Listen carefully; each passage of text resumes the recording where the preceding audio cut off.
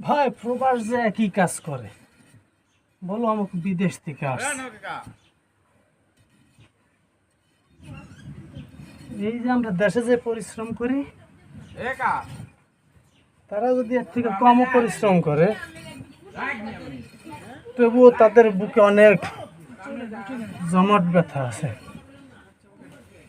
7 সমুদ্র 13 নদী পার হয়ে প্রবাস যায়। ভাই বোন, বাবা মা, আদরের সন্তান, স্ত্রী কঠোর পরিশ্রমের পরে টাকা পাঠায় দেশে।